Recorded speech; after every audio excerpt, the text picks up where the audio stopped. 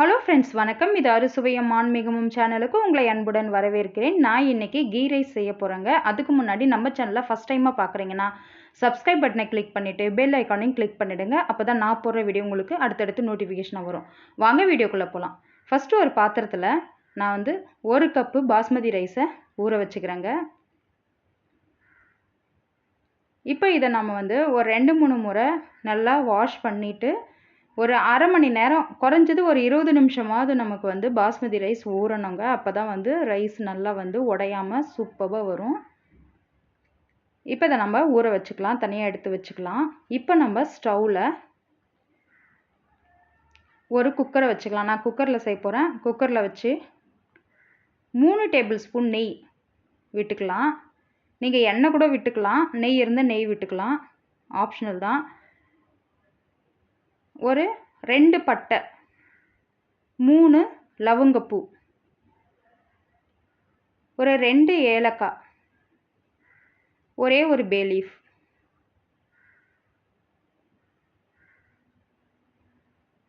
ரெண்டு பச்சை மிளகாய்.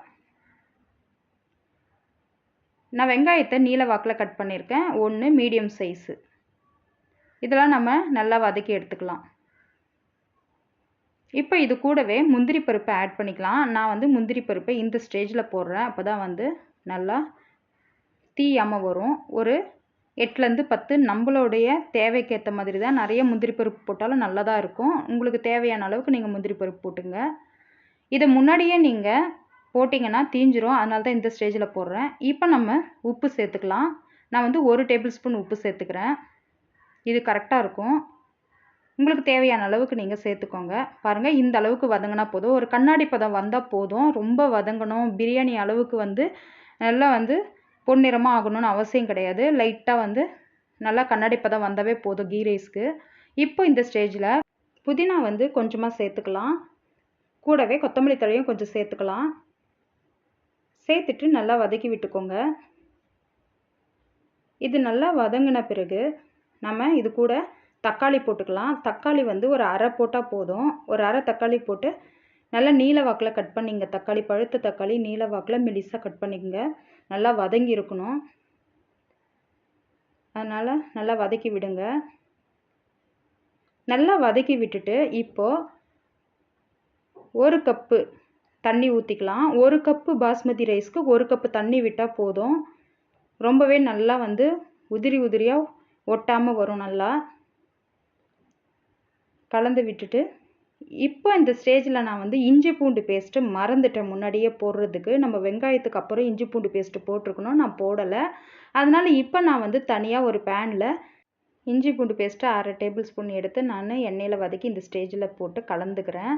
இப்போ நம்ம கழுவி வச்ச அரிசியை ஊற வச்சோம் இல்லைங்களா, அதை நம்ம தண்ணியை வடிச்சிட்டு இதில் சேர்த்துக்கலாம். இதில் சேர்த்து நல்லா கலந்து விட்டுங்க. லைட்டாக கலந்து விடுங்க, அரிசி உடையாமல்.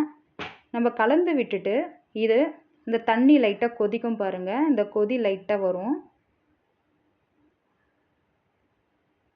பாருங்கள். இந்த லைட்டாக தண்ணி கொதிக்க ஆரம்பிச்சிச்சு. இந்த ஸ்டேஜில் நம்ம மூடி போட்டு மூடிடலாம். குக்கரை மூடிட்டு கரெக்டாக ஒரு விசில் வந்ததும் நிறுத்திடணும். நிறுத்திட்டு நல்லா விசில் சுத்தமாக வெளியே போயிட்ட பிறகு, இந்த ப்ரெஷர் போயிட்ட பிறகு அதுக்கப்புறம் ஓப்பன் பண்ணி பாருங்கள். சூப்பராக வெந்திருக்கு. நல்லா உதிரி உதிரியாக வரும் பாருங்கள். நல்லா ரைஸ் எல்லாம் குழையாமல் நல்லா இருக்குது. இந்த ஸ்டேஜ் தாங்க கரெக்டாக இருக்கும்.